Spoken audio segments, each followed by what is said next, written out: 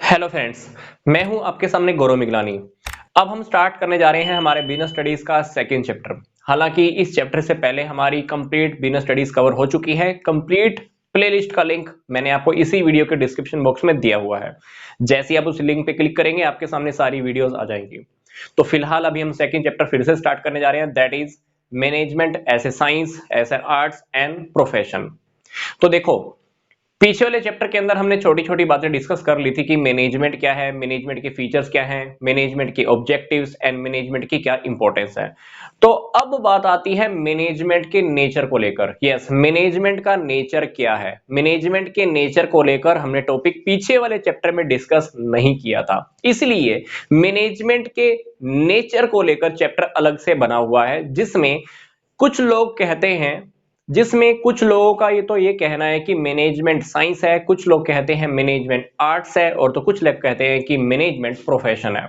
तो मैनेजमेंट के नेचर को लेकर बहुत कॉन्फ्लिक्ट बना हुआ है। तो ये कॉन्फ्लिक्ट सोल्व कैसे होगा? ये कॉन्फ्लिक्ट सोल्व हो सकता है अगर हम ये जान लें कि साइंस क्या है, आर्ट्स क्या है, प्रोफेशन क्या है। साइंस के मीनिंग क्या है, आर्ट्स के मीनिंग क्या है, और प्रोफेशन के मीनिंग क्या है। क्या साइंस की जो कैरेक्टरिस्टिक्स हैं, क्या वो मैनेजमेंट के ऊपर अप्लाई हो सकती हैं? इसी तरह जो आर्ट्स की कैरेक्टरिस्टिक्स हैं, क्या वो मैनेजमेंट पे अप्लाई हो सकती हैं? इसी तरह से जो प्रोफेशन की जो कैरेक्टरिस्टिक्स हैं, फीचर्स हैं, क्या वो मैनेजमेंट के ऊपर अप्लाई हो सकते हैं? तो ये चैप्टर बहुत इजी है। इस चैप्टर के अंदर 3 पार्ट्स हैं, मैं आपको फिर से बता रहा हूं, 3 पार्ट्स। सबसे पहले हमको साइंस के बारे में स्टडी करना होगा। साइंस क्या है, साइंस का मीनिंग क्या है, साइंस की कैरेक्टरिस्टिक्स क्या है। इन्हीं कैरेक्टरिस्टिक्स को हम मैनेजमेंट के लिए टेस्टिंग करने वाले हैं। फिर हम स्टडी करेंगे कि आर्ट्स आर्ट्स का मीनिंग क्या है, आर्ट्स के फीचर्स क्या हैं। फिर इन्हीं फीचर्स को हम मैनेजमेंट को लेकर स्टडी करने वाले हैं, मतलब आर्ट्स के फीचर्स की टेस्टिंग होने वाली है, ताकि हम ये देख पाएं कि क्या हम मैनेजमेंट को आर्ट्स कह सकते हैं कि नहीं कह सकते। इसी तरह से हमको थर्ड टॉपिक डिस्कस करना होगा, दैट इज प्रोफेशन। प्रोफेशन क्या है, प्रोफेशन का मीनिंग क्या है, प्रोफेशन की क्या कैरेक्टरिस्टिक्स हैं। देन जो प्रोफेशन की कैरेक्टरिस्टिक्स है, क्या उसके बिहाफ पर हम मैनेजमेंट को क्या प्रोफेशन कह सकते हैं या नहीं। तो सबसे पहले हम फर्स्ट टॉपिक डिस्कस करते हैं, दैट इज साइंस। साइंस क्या है? साइंस रियलिटी में सिस्टमैटिक बॉडी ऑफ नॉलेज है। साइंस के अंदर जब भी हम कोई स्टडी करते हैं वो सिस्टमैटिक तरीके से करते हैं, चाहे वो केमिस्ट्री की बात करें, चाहे वो फिजिक्स की बात करें, चाहे वो बायो की बात करें। केमिस्ट्री में आपको क्या लगता है? केमिस्ट्री के अंदर हमको पता है कि केमिकल 1 प्लस केमिकल 2 को अगर हम मिक्स करें तो क्या बनता है? केमिकल 3 बनता है। तो रियलिटी के अंदर साइंस में क्या होता है, हम एक सिस्टमैटिक तरीके से स्टडी करते हैं, देन उसको अप्लाई करते हैं। साइंस में रियलिटी में जितनी भी स्टडीज होती हैं, काफी सारी ऑब्जर्वेशन के बेसिस पर होती हैं। हम बहुत चीजों को ऑब्जर्व करके देखते हैं कि भाई हम इन दो केमिकल्स को मिलाकर देख रहे हैं तो थर्ड केमिकल ही बन रहा है। हमने बहुत बार एक्सपेरिमेंट करके देखा, बहुत बार ऑब्जर्व करके देखा, तो हमको पता चलता है कि ये रिजल्ट सामने निकल कर आ रहा है। मतलब साइंस के अंदर क्या होता है, आप एक्सपेरिमेंट करते हो, ऑब्जर्वेशन करते हो, और उसके बाद जो रिजल्ट है, रिजल्ट को अगर आप चेक करना चाहो तो चेक करने के लिए आप उसके पीछे के छिपे हुए रीजंस को भी फाइंड आउट कर सकते हो। मतलब साइंस के अंदर जो भी आपके सामने रिजल्ट हैं, उसके रीजंस आप आसानी से फाइंड आउट कर सकते हो। तो साइंस के अंदर रियलिटी में आपकी जो नॉलेज है, आपके पास जो भी चीज है, जो भी एक्सपेरिमेंट है, आप उसकी वेरिफिकेशन कर सकते हो। एक एग्जांपल आपकी बुक में भी कई बार दिया हुआ मिल सकता है, कहीं ना कहीं लिखा हुआ होगा कि जब एक इंजीनियर का स्टूडेंट है वो क्या करता है, स्टडी करता है। पूरा जब स्टडी करता है तो अपनी लाइफ के अंदर क्या करता है, थ्योरी सारी इकट्ठी करता है, थियोरेटिकल नॉलेज मिलती है, देन उस थियोरेटिकल नॉलेज को वो क्या करता है, कहीं ना कहीं पे अप्लाई करता है। तो जो उसने इस नॉलेज को एक्वायर किया है, इसी को हम एक सिस्टमेटिक तरीके से कह सकते हैं, उसने ये नॉलेज सिस्टमेटिक तरीके से गेन किया है। और जब वो लैब में जाएगा, जब वो प्रैक्टिकल काम करने के लिए जाएगा कहीं पर, तब भी क्या करेगा, इस नॉलेज को प्रैक्टिकली अप्लाई करके देखने वाला है सिस्टमेटिक तरीके से। इसलिए हम इसको क्या कह सकते हैं, साइंस कह सकते हैं। तो ये हमने अभी क्या देखा, साइंस का मीनिंग। अब मैं आपको बताता हूं साइंस की क्या कैरेक्टरिस्टिक्स होती हैं, साइंस के क्या फीचर्स हैं। फर्स्ट फीचर जो हमको स्टडी करने को मिलता है कि science systematic body of knowledge है। ये बात मैं आपको बार बार बोल रहा था, अभी ये पहला फीचर आ गया हमारे सामने। इस साइंस में क्या है, it's a systematic body of knowledge. Second point हमको मिलता है principle based on experiments and observations. जो भी प्रिंसिपल्स बनते हैं साइंस में वो एक्सपेरिमेंट्स और ऑब्जर्वेशन के बेस पर होते हैं। थर्ड थर्ड फीचर क्या है, थर्ड कैरेक्टरिस्टिक्स क्या है, यूनिवर्सल वैलिडिटी। जो मतलब साइंस के जो प्रिंसिपल होते हैं आप उसको कहीं पर भी अप्लाई करके देख लो, कहीं पर भी किसी भी जगह पर वो यूनिवर्सल एप्लीकेबल होने वाले हैं। अब मैंने जो आपको ये तीन फीचर्स बताए हैं, इन तीनों फीचर्स की क्या होने वाली है, टेस्टिंग होने वाली है। इस टेस्टिंग को हम क्या बोलेंगे, testing of management as a science. मतलब ये तीनों कैरेक्टरिस्टिक्स को हम मैनेजमेंट के लिए स्टडी करने वाले हैं, मैनेजमेंट को लेकर टेस्टिंग करने वाले हैं। ये देखेंगे कि ये तीनों की तीनों कैरेक्टरिस्टिक्स क्या मैनेजमेंट में भी अप्लाई होती हैं या नहीं। तो फर्स्ट कैरेक्टरिस्टिक्स अब हम टेस्ट करने जा रहे हैं, फर्स्ट फीचर को हम टेस्ट करने जा रहे हैं। क्या है, systematic body of knowledge. Yes, science के अंदर सिस्टमैटिक बॉडी ऑफ नॉलेज होनी बहुत जरूरी है। इसी तरह से अगर आप मैनेजमेंट में भी देखें तो मैनेजमेंट में भी आपको सिस्टमैटिक बॉडी ऑफ नॉलेज का होना बहुत जरूरी है, क्योंकि जिस तरह से साइंस के खुद के प्रिंसिपल और थ्योरीज होती हैं उसी तरह से मैनेजमेंट की भी खुद की थ्योरी है, प्रिंसिपल्स हैं। वो थ्योरी प्रिंसिपल चाहे किसी ने भी दिए हैं, चाहे वो हेनरी फ्योल ने दिए हैं, चाहे वो एफ.डब्ल्यू. टेलर ने दिए हैं, चाहे वो हेनरी एल. गेंट ने दिए हैं, चाहे फ्रैंक एंड लीनी गिलब्रेथ ने दिए हैं। तो काफी सारे लोग हैं जिन्होंने प्रिंसिपल्स दिए, थ्योरीज दी। तो जिस तरह से साइंस की खुद की थ्योरीज और प्रिंसिपल्स हैं वैसे ही मैनेजमेंट की भी खुद की थ्योरी और प्रिंसिपल्स हैं, है ना। तो फर्स्ट पॉइंट के बेस पर फर्स्ट पॉइंट कौन सा स्टडी किया हमने, it's a systematic body of knowledge. तो जिस तरह से साइंस के खुद के रूल्स हैं, रेगुलेशंस हैं, ऑब्जर्वेशंस हैं, एक्सपेरिमेंट्स हैं, थ्योरीज हैं, प्रिंसिपल्स हैं, उसी तरह से मैनेजमेंट के भी खुद की थ्योरीज और प्रिंसिपल्स हैं। तो फर्स्ट पॉइंट के बेस पर हम मैनेजमेंट को साइंस कह सकते हैं। Now come to the second point, that is principles based on experiment. Science में क्या होता है, हम काफी सारी ऑब्जर्वेशंस करते हैं, एक्सपेरिमेंट्स करते हैं और फिर जो रिजल्ट निकल कर आता है वो क्या बन जाता है, हमारा प्रिंसिपल बन जाता है। तो इसी तरह से हमने मैनेजमेंट में क्या देखा, बार बार हमने फैक्ट्स को इकट्ठा किया, एक्सपेरिमेंट्स किए, ऑब्जर्वेशंस किए। हालांकि हो सकता है कि ये प्रिंसिपल्स बनने में बहुत टाइम लगा हो, मतलब मैनेजमेंट में जो प्रिंसिपल्स बने हैं इसको जनरेट होने में, क्रिएट होने में काफी टाइम लग गया है। हमने काफी टाइम तक हमने काफी सारे एक्सपेरिमेंट्स किए, फैक्ट इकट्ठा किए, डेटा इकट्ठा किया, उनके ऊपर एनालिसिस किया, एक्सपेरिमेंट होते रहे। फिर जब अच्छे अच्छे रिजल्ट मिलने स्टार्ट हुए तो वो रिजल्ट क्या बन गए, प्रिंसिपल्स बन गए। तो जिस तरह से साइंस में एक्सपेरिमेंट्स होते हैं, ऑब्जर्वेशंस होती हैं, उसी तरह से मैनेजमेंट में भी हम क्या करते हैं, एक्सपेरिमेंट्स करते हैं, डेटा कलेक्ट करते हैं, फैक्ट्स को इकट्ठा करते हैं, उनके ऊपर एनालिसिस करते हैं। फिर वो जो रिजल्ट निकल कर आता है वो क्या बन जाता है, प्रिंसिपल्स बन जाता है। तो प्रिंसिपल्स जिस तरह से मैनेजमेंट में है उसी तरह से साइंस में भी है। जिस तरह से साइंस में एक्सपेरिमेंट्स होते हैं उसी तरह से मैनेजमेंट में भी एक्सपेरिमेंट हुए हैं। तो हम सेकंड पॉइंट के बेस पर भी कह सकते हैं कि मैनेजमेंट साइंस है। बिल्कुल, हम सेकंड पॉइंट के बेस पर भी मैनेजमेंट को साइंस कह सकते हैं, क्योंकि मैनेजमेंट के अंदर हम काफी सारे टेक्निक्स को अप्लाई करके देखते हैं। यूनिटी ऑफ कमांड है, यूनिटी ऑफ कमांड जो हेनरी फ्योल ने दिया, यूनिटी ऑफ डायरेक्शन है, काफी सारे प्रिंसिपल्स हैं जो हेनरी फ्योल ने दिए, एफ.डब्ल्यू. टेलर ने दिए, फ्रैंक एंड लीनी गिलब्रेथ ने दिए, हेनरी एंड गेंट ने दिए।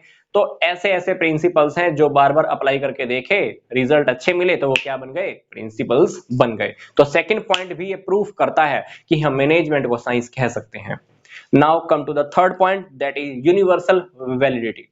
साइंस के जो भी प्रिंसिपल्स हैं, थ्योरीज हैं, जो भी रूल्स एंड रेगुलेशंस है, आप उसको कहीं पर भी अप्लाई कर सकते हो, क्योंकि ये सच्चाई पे आधारित है। इसको आप every time, every situation, everywhere कहीं पर भी अप्लाई करके देख लो।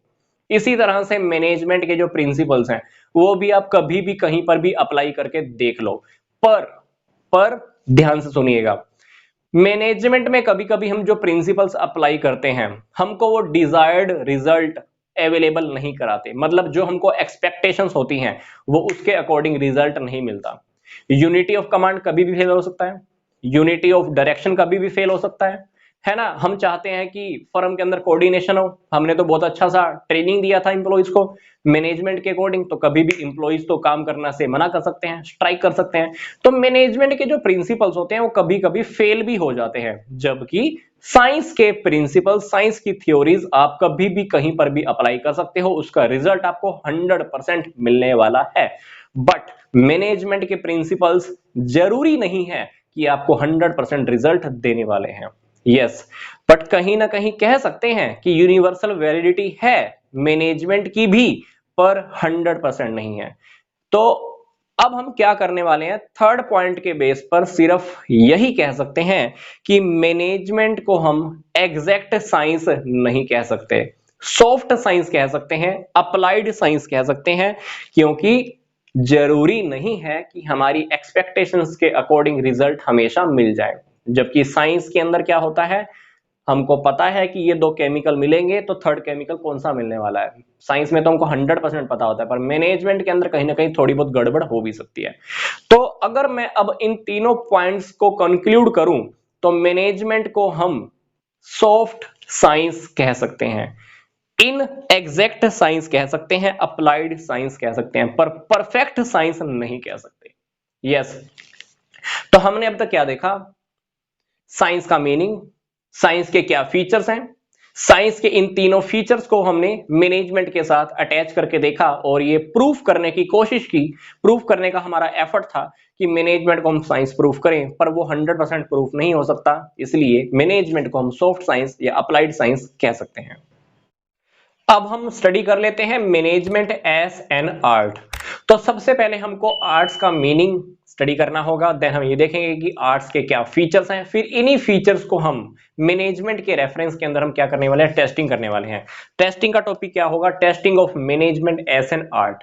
यस, लास्ट में हम इसी टॉपिक को कंक्लूड करेंगे आर्ट्स के रेफरेंस में। तो सबसे पहले हमको ये जान लेना जरूरी है कि आर्ट्स क्या होती है। रियलिटी में हमारी लाइफ में कोई ना कोई हमारे पास थ्योरी होती ही है, थियोरेटिकल नॉलेज होती है, उसी थियोरेटिकल नॉलेज को हम कहीं ना कहीं अप्लाई करके देखते हैं तो वो आर्ट्स ही बन जाती है। फॉर एग्जांपल, हम स्कूल या कॉलेजेस में क्या करते हैं, स्टडी करते हैं, थ्योरी इकट्ठी करते हैं और उसको कहीं ना कहीं प्रैक्टिकल अप्लाई करके देखते हैं, दैट इज आर्ट्स। आपने किसी बच्चे को ड्राइंग बनाते हुए देखा, आपने नॉलेज इकट्ठी की, उस नॉलेज को आपने अप्लाई करके देखा, दैट इज आर्ट्स। आपने किसी को गेम खेलते देखा, आपको वो गेम नहीं आती थी, पर आपने नॉलेज इकट्ठी की, ये गेम खेल रहा है ऐसे, आपने वो गेम खेल के देखी, आपने वो नॉलेज अप्लाई करके देखी, वो बन जाती है आर्ट्स। आपने किसी मदारी को देखा होगा बंदर को नचाते हुए, तो हो सकता है कि कोई छोटा सा बच्चा बैठा हो, वो देख रहा हो कि मदारी बंदर को कैसे में नचाता है, उस बच्चे को नॉलेज मिल गई, उस बच्चे ने वही नॉलेज अप्लाई करके देखी, तो वो क्या बन गई, आर्ट्स बन गई। मतलब आर्ट्स में क्या होता है, हमारे पास कोई पहले से ही नॉलेज होती है, उस नॉलेज को हम अप्लाई करके देखते हैं तो उसको हम बोलते हैं आर्ट्स। तो आर्ट्स की तीन कैरेक्टरिस्टिक्स हैं, तीन फीचर हैं आर्ट्स के।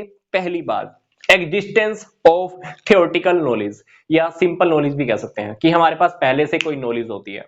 सेकंड पॉइंट, पर्सनलाइज्ड एप्लीकेशन, मतलब पर्सन टू पर्सन ये एप्लीकेशन करने की बात कर रहे हैं। थर्ड पॉइंट बोल रहे हैं based on practice and creativity.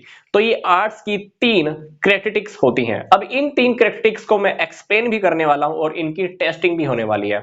तो अब हमारा टॉपिक शुरू होने जा रहा है, testing of management as an art. तो फर्स्ट कैरेक्टरिस्टिक्स हमने आर्ट्स की क्या स्टडी की थी, ये थियोरेटिकल नॉलेज हमारे पास पहले से होनी बहुत जरूरी है।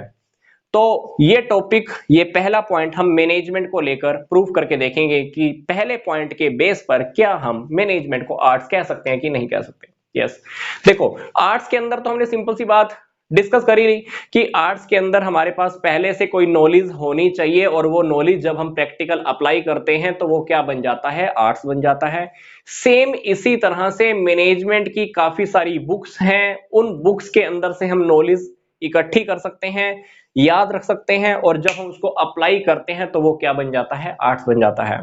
मैनेजमेंट की आजकल स्टडीज भी होती हैं, एमबीए होता है, बीबीए होता है, बहुत सारी कंपनीज आपको नॉलेज भी देती हैं। जब वो नॉलेज इकट्ठी करते हैं तो वो हमारे पास थ्योरी की फॉर्म में होता है और जब उसी नॉलेज को हम अप्लाई करते हैं तो वो क्या बन जाता है, आर्ट्स बन जाता है। तो मैनेजमेंट को हम फर्स्ट पॉइंट के बेस पर कह सकते हैं कि यस, मैनेजमेंट को हम आर्ट्स कह सकते हैं, क्योंकि जिस तरह से आर्ट्स में हमारे पास नॉलेज होती है, हम उसको अप्लाई करते हैं, उसी तरह से मैनेजमेंट में भी अगर आपको नॉलेज दे दी जाए, थ्योरी बता दी जाए, उसको अगर आप अप्लाई करके देखो तो आपके पास रिजल्ट मिलने वाले हैं आपको। सेकंड पॉइंट क्या कहता है? सेकंड पॉइंट कहता है कि पर्सनलाइज्ड एप्लीकेशन। देखो, दो तीन लोग अगर सेम ड्राइंग बनाने के लिए बैठे हैं, दो तीन लोग अगर ड्राइंग बनाने के लिए बैठे हैं तो वो अपने अपने तरीके से ड्राइंग बनाने वाले हैं। आर्ट्स के अंदर ऐसा ही होता है, आर्ट्स के अंदर ऐसा ही होता है। दो इंजीनियर, दो डॉक्टर, दो टीचर, हर किसी का तरीका अपना अपना है। आर्ट्स में ऐसा ही होता है ना, हर कोई अपने अपने तरीके से अप्लाई करने वाला है। इसी तरह से मैनेजमेंट में दो मैनेजर्स की बात करूं, वो दो मैनेजर्स का रिजल्ट कैसा होगा, ये उनकी क्रिएटिविटी के ऊपर डिपेंड करता है, उनकी नॉलेज के ऊपर डिपेंड करता है। तो मतलब जैसे आर्ट्स में एक ही नॉलेज हम 5-6 लोगों को दें, प्रैक्टिकल अप्लाई करने के बाद उनका रिजल्ट सबका थोड़ा थोड़ा अलग अलग आने वाला है। इसी तरह से अगर आपके सामने 5 मैनेजर हैं, आप उन पांचों मैनेजर को अगर आप सेम नॉलेज दे दो, पर वो प्रैक्टिकली जब अप्लाई करेंगे तो ये उनकी क्रिएटिविटी के ऊपर डिपेंड करेगा। तो सेकंड पॉइंट के बेस पर भी हम मैनेजमेंट को आर्ट्स कह सकते हैं, क्योंकि आर्ट्स के अंदर क्या होता है, पर्सन टू पर्सन डिपेंड करता है कि वो प्रैक्टिकली उसको अप्लाई कैसे करते हैं। इसी तरह से मैनेजमेंट में भी मैनेजर टू मैनेजर डिपेंड करेगा कि वो नॉलेज को अप्लाई कैसे करते हैं। तो सेकंड पॉइंट के बेस पर हम ये प्रूफ कर सकते हैं कि मैनेजमेंट एक आर्ट है। Now third point is based on the practice and creativity. देखो, आपको ड्राइंग करनी नहीं आती, अगर आप बार बार उसकी प्रैक्टिस करते हो तो क्या होता है, ड्राइंग आपकी और अच्छी होनी स्टार्ट होती है, और कहीं ना कहीं क्रिएटिविटी भी आती है, आप फिर और नए डिजाइन्स बनाने स्टार्ट करते हो, कुछ ना कुछ नया क्रिएट करने स्टार्ट करते हो। तो आर्ट्स में क्या होता है, प्रैक्टिस होती है, प्रैक्टिस करते हो तो क्रिएटिविटी आती है। मैनेजमेंट में भी ऐसा है। मैनेजमेंट के अंदर हम प्रिंसिपल्स को, चीजों को बार बार प्रैक्टिस करके देखते हैं, अप्लाई करके देखते हैं, फिर कहीं ना कहीं क्रिएटिविटी भी आती है, नए नए मेथड्स, नए नए सॉल्यूशंस, प्रॉब्लम्स का समाधान जो 2 घंटे में होता है वो हम 2 मिनट में भी कर लेते हैं। जो काम हमारा 5 घंटे में होता है, जो काम हमारा 5 दिन में भी सोल्व नहीं होता है, वो काम अब हम 2 घंटे में भी सोल्व कर लेते हैं। तो जिस तरह से आर्ट्स में क्रिएटिविटी होती है, आप बार बार एक्सपेरिमेंट्स करते हो, प्रैक्टिकल अप्लाई करते हो, है ना, आप बार बार प्रैक्टिसेस करते हो, उसी तरह से मैनेजमेंट में भी प्रैक्टिसेस होती हैं, एप्लीकेशंस करते हो, रिजल्ट अप्लाई करके देखते हो, फिर नया नया क्रिएशन निकल कर आता है, कोई नया नया रिजल्ट निकल कर आता है। तो थर्ड पॉइंट के बेस पर भी हम कह सकते हैं कि मैनेजमेंट आर्ट है। तो तीनों पॉइंट डेफिनेटली प्रूफ हो चुके हैं। पहला पॉइंट कौन सा था, existence of theoretical knowledge. Second point कौन सा था, personalised application. Third point, it's based on the practice and creativity. ये तीनों पॉइंट प्रूफ कर देते हैं कि मैनेजमेंट को हम आर्ट्स कह सकते हैं। तो ये हमारा आर्ट्स को भी हमने कंक्लूड कर दिया। अब हम डिस्कस कर लेते हैं मैनेजमेंट एज ए प्रोफेशन। तो इस टॉपिक में हमें सबसे पहले प्रोफेशन का मीनिंग, प्रोफेशन के फीचर्स, फिर testing of management as a profession, then last में हम इस टॉपिक को कंक्लूड करेंगे। तो सबसे पहले हम ये जान लेते हैं कि प्रोफेशन का रियलिटी में मीनिंग क्या है।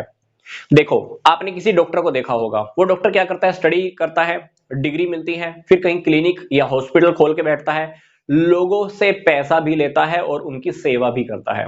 इसी तरह से आप दूसरा एग्जांपल देखिए, वकील का, लॉयर का। लॉयर भी क्या करता है, स्टडी करता है, स्टडी करता है, सिस्टमेटिक तरीके से नॉलेज इकट्ठी करता है, डिग्री मिलती है, फिर कहीं पर भी ऑफिस या कोर्ट में चैम्बर मिलता है, एक टेबल और चेयर लगा के बैठता है। देखो कितनी कम इन्वेस्टमेंट है, टेबल और चेयर लगा के बैठता है, लोगों को गाइड करता है, लोगों के लिए केस लड़ता है और पैसे भी इकट्ठा करता है। तो ये प्रोफेशन के एग्जांपल है। आपने देखा होगा एक जुत्ती गढ़ने वाले को, वो उसका प्रोफेशन है, वो एक टांका लगाता है और आपसे 20-30 रुपए ले लेता है। आप किसी दुकान पर, बार्बर शॉप पे कटिंग कराने के लिए जाते हो, ब्यूटी पार्लर पे जाते हो, उसने थोड़ा सा आपका मेकअप शेकअप किया या आपकी कटिंग, हेयर कटिंग की और उसने आपसे पैसे ले लिए। तो ये सब प्रोफेशन के एग्जांपल है। तो प्रोफेशन के अंदर क्या होता है, हम पैसा भी कमाते हैं और सोसाइटी की सर्विस भी करते हैं, सोसाइटी की हेल्प भी करते हैं, सेवा भी करते हैं। तो ये हुआ प्रोफेशन का मीनिंग, बहुत सिंपल सी लैंग्वेज में मैंने आपको बता दिया है। अब हम बात करते हैं कि प्रोफेशन के क्या फीचर्स हैं। पहला feature, well defined body of knowledge. Second point, restricted entry. Third point, professional association. Fourth point, ethical code of conduct. Fifth point, service motive. ये 5 पॉइंट हैं। ये 5 पॉइंट हमने अब ये देखने हैं कि क्या ये मैनेजमेंट के अंदर भी अप्लाई होते हैं। तो हम क्या करने जा रहे हैं अभी, टेस्टिंग ऑफ मैनेजमेंट करने जा रहे हैं ऐसे प्रोफेशन। ये पांचों पॉइंट्स को हम मैनेजमेंट के रेफरेंस में स्टडी करके देखेंगे कि हम इन पांचों पॉइंट्स के बेस पर क्या मैनेजमेंट को प्रोफेशन कह सकते हैं कि नहीं कह सकते हैं। तो पहला पॉइंट क्या है हमारे पास, well defined body of knowledge. जिस तरह से प्रोफेशन के अंदर आने के लिए आपके पास सारी क्वालिटीज होनी चाहिए, well defined body of knowledge होना जरूरी है, इसी तरह से मैनेजमेंट में भी आप काफी सारे एक्सपेरिमेंट्स करते हो, ऑब्जर्वेशंस करते हो, कुछ स्टडीज भी करते हो, कुछ बुक्स भी स्टडी करते हो, तो हमारे पास कुछ नॉलेज होनी जरूरी है, जिस नॉलेज को आप कहीं पर भी प्रैक्टिकल अप्लाई करके देखते हो। क्योंकि एक बार ने क्या किया, थोड़ा सा कहीं पर काम सीखा, फिर उसको प्रैक्टिकल अप्लाई कर रहा है, उसी तरह से प्रोफेशन में भी हमारे पास नॉलेज होती है, हम उसको अप्लाई करके देखते हैं। तो हम पहले पॉइंट के बेस पर कह सकते हैं कि मैनेजमेंट प्रोफेशन है। अब हम बात करते हैं सेकंड पॉइंट। सेकंड पॉइंट क्या है, रिस्ट्रिक्टेड एंट्री। डॉक्टर के लिए डिग्री होनी जरूरी है, तभी वो क्लिनिक या हॉस्पिटल खोल सकता है। अगर आपको कोर्ट में काम करना है, लॉयर बनना है, वकील बनना है, तो आपके पास लॉ की डिग्री होनी चाहिए, तभी आप कोई लॉ का ऑफिस या कोर्ट में आपको कोई चैम्बर मिल सकता है, अदरवाइज तो नहीं मिल सकता। इसी तरह से अगर हम बात करें मैनेजमेंट की, मैनेजमेंट में क्या होता है, किसी कंपनी के अंदर आपने किसी मैनेजर को देखा होगा, हो सकता है कुछ मैनेजर्स के पास एमबीए की डिग्री हो, और कुछ मैनेजर ऐसे भी होंगे जिनके पास डिग्री भी ना हो सकता है कोई 12th पास भी ना हो, फिर भी उस कंपनी की, उस बिजनेस की मैनेजमेंट को संभाल रहा है। मतलब मैनेजर बनने के लिए कोई डिग्री होनी जरूरी नहीं है, जबकि प्रोफेशंस के अंदर क्या होता है, डॉक्टर्स के लिए क्या होता है, मेडिकल स्टडीज के लिए क्या होता है, आपके पास लास्ट में डिग्री होती है। अदरवाइज आप डॉक्टर के प्रोफेशन में, लॉयर के प्रोफेशन में आप एंट्री नहीं कर सकते। सीए के प्रोफेशन में भी आपके पास डिग्री होनी चाहिए, तभी आप सीए का काम कर सकते हो, ठीक है ना। तो हमारे पास डिग्री होने के बाद ही आप इसमें प्रोफेशन में एंट्री कर सकते हो, पर मैनेजमेंट के अंदर ऐसा नहीं है। मैनेजर बनने के लिए आपके पास मैनेजमेंट की डिग्री होना जरूरी नहीं है। तो सेकंड पॉइंट के बेस पर हम कह सकते हैं कि मैनेजमेंट को हम प्रोफेशन नहीं कह सकते। सेकंड पॉइंट क्या कहता है, मैनेजमेंट प्रोफेशन नहीं है, तो फेल हो गए हम, क्योंकि मैनेजर के लिए डिग्री होनी जरूरी नहीं है, मैनेजर के लिए मैनेजमेंट वाली डिग्री होनी जरूरी नहीं है। थर्ड पॉइंट है प्रोफेशनल एसोसिएशन। जैसे मेडिकल लाइन वालों का एसोसिएशन होता है, लोअर लाइन वालों के एसोसिएशन होते हैं, है ना। एसोसिएशन का काम क्या होता है, एसोसिएशन क्या करती है, अपने मेंबर्स के बिहेवियर को कंडक्ट करती है, कंट्रोल करती है। एसोसिएशन डॉक्टर की है, वो एसोसिएशन क्या काम करती है भी, डॉक्टर कहीं पर किसी को गलत गाइड ना करें, किसी को गलत मेडिसिन ना दे दे, अगर किसी डॉक्टर ने अगर गलत काम किया भी है तो उसके ऊपर एक्शन भी होता है। तो हमारे पास प्रोफेशनल्स की एसोसिएशन होनी बहुत जरूरी होती है। लॉयर्स की भी एसोसिएशन बनी हुई है, जैसे बार काउंसिल ऑफ इंडिया, किसकी है ये, वकीलों की है, लॉयर्स की है। इसी तरह डॉक्टर्स की भी एसोसिएशन है, medical council of India for doctors, doctors के लिए है। इसी तरह से सीए वालों के लिए भी है, कौन सी, इंस्टीट्यूट ऑफ चार्टर्ड अकाउंटेंट्स। ये सारी एसोसिएशंस हैं, इनका काम क्या होता है, अपने मेंबर्स के बिहेवियर को कंट्रोल करना, रेगुलेट करना, अपने मेंबर्स की इमेज को प्रमोट करना, बिल्ड करना, उनकी मिनिमम क्वालिफिकेशन को फिक्स करना, उनके लिए रूल्स एंड रेगुलेशन जनरेट करना, और उनकी जब पढ़ाई स्टडी पूरी हो जाती है वो उसको सर्टिफिकेट भी इशू करती है। ये सारे काम होते हैं किसके, प्रोफेशनल एसोसिएशन के। अब हम बात करते हैं मैनेजमेंट की। इंडिया में मैनेजमेंट का भी बना हुआ है, मैनेजर्स के लिए भी एक एसोसिएशन बना हुआ है, उसका क्या नेम है, all India management association.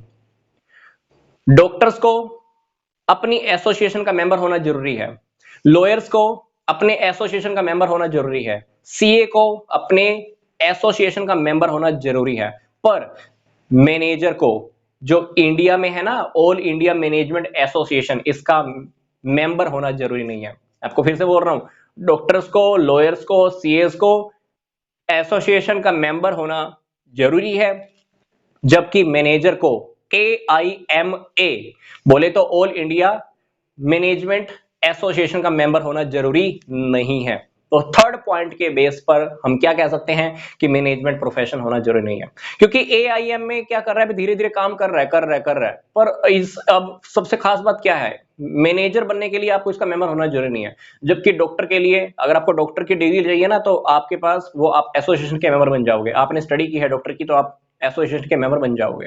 But management का आपने काम करना है, कहीं पर मैनेजर की पोस्ट संभालनी है, तो आपके पास डिग्री होनी जरूरी नहीं है, एसोसिएशन का मेंबर होना जरूरी नहीं है। तो थर्ड पॉइंट के बेस पर हम यही कहेंगे कि मैनेजमेंट को हम प्रोफेशन नहीं कह सकते। Fourth point, ethical code of conduct. Her association के कोई ना कोई एथिकल कोड ऑफ कंडक्ट होते हैं। एथिकल कोड ऑफ कंडक्ट का मतलब क्या होता है? Rules and regulations. तो रूल्स एंड रेगुलेशन होने बहुत जरूरी होते हैं प्रोफेशन के अंदर, जबकि मैनेजमेंट में कोई रूल्स एंड रेगुलेशन फिक्स नहीं है। आप अपने अकॉर्डिंग, ऑब्जर्वेशन के अकॉर्डिंग, एक्सपेरिमेंट के अकॉर्डिंग काम करते रहते हो, है ना। जैसे लॉ, मेडिकल, सीए, इनके सबके कोड ऑफ कंडक्ट हैं, रूल्स एंड रेगुलेशन हैं। बट मैनेजर बनने के लिए, मैनेजमेंट में काम करने के लिए कोई भी रूल्स एंड रेगुलेशन फिक्स नहीं है, आप अपने अकॉर्डिंग काम करते रहते हो। तो फोर्थ पॉइंट क्या कहता है? फोर्थ पॉइंट ये कहता है कि मैनेजमेंट को हम प्रोफेशन नहीं कह सकते। फोर्थ पॉइंट के अकॉर्डिंग मैनेजमेंट को हम प्रोफेशन नहीं कह सकते। Now come to the fifth point, that is service motive. जिस तरह से सारे प्रोफेशनल लोग क्या करते हैं, पैसा भी कमाते हैं, सर्विस भी करते हैं, चाहे वो डॉक्टर है, चाहे वो लॉयर है, चाहे वो सीए है, चाहे आप जितने भी और प्रोफेशनल लोगों को देखोगे, पैसा भी कमाते हैं, सोसाइटी की सर्विस भी करते हैं। इसी तरह से मैनेजमेंट के अंदर, कंपनी के अंदर काम करने वाले मैनेजर की ड्यूटी सर्विस की भी होती है। क्योंकि जब आप आगे वाले चैप्टर्स में स्टडी करोगे तो आपको पता चलेगा कि मैनेजर्स की जो रिस्पॉन्सिबिलिटी होती है, सोसाइटी के लिए होती है, गवर्नमेंट के लिए होती है, पब्लिक के लिए होती है, मीडिया के लिए होती है, कस्टमर्स के लिए होती है, फर्म के लिए होती है, इंप्लॉइज के लिए होती है, खुद के लिए होती है। तो ओवरऑल आप देखोगे तो आपको पता चलेगा कि जो मैनेजर की जो रिस्पॉन्सिबिलिटी होती है, सोसाइटी के सभी एंगल्स के लिए होती है। सोसाइटी का बहुत ध्यान रखते हैं कौन? मैनेजर्स। तो जिस तरह से प्रोफेशनल लोगों का मोटिव पैसा कमाना प्लस सर्विस होता है, इसी तरह से मैनेजर्स का काम भी पैसा कमाना प्लस सर्विस करना भी होता है। तो फिफ्थ पॉइंट के बेस पर हम कह सकते हैं कि मैनेजमेंट प्रोफेशन है। तो ये पांचों पॉइंट में से सेकंड पॉइंट, थर्ड पॉइंट और फोर्थ पॉइंट, ये तीनों पॉइंट फेल हो चुके हैं। सेकंड पॉइंट, थर्ड और फोर्थ, ये तीनों पॉइंट फेल हो चुके हैं। कहां पर? मैनेजमेंट को प्रोफेशन प्रूफ करने में। But first point and fifth point के बेस पर हम कह सकते हैं कि मैनेजमेंट प्रोफेशन है। तो ओवरऑल अगर हम इसको कंक्लूड करें तो ओवरऑल आप यही कह सकते हो कि मैनेजमेंट प्रोफेशन नहीं है। पहले और पांचों पॉइंट के बेस पर कह सकते हो कि प्रोफेशन है। सेकंड, थर्ड और फोर्थ पॉइंट के बेस पर आप कह सकते हो कि मैनेजमेंट को प्रोफेशन नहीं कह सकते। तो ये था हमारा सिंपल सा टॉपिक। आपको इसी वीडियो के डिस्क्रिप्शन बॉक्स में काफी सारी वीडियोस के लिंक, प्लेलिस्ट के लिंक भी दिए हुए हैं, तो आप चाहें तो वो भी देख सकते हैं। मिलूंगा मैं आपको अब नेक्स्ट वीडियो में। यहां तक का वीडियो देखने के लिए आपका धन्यवाद।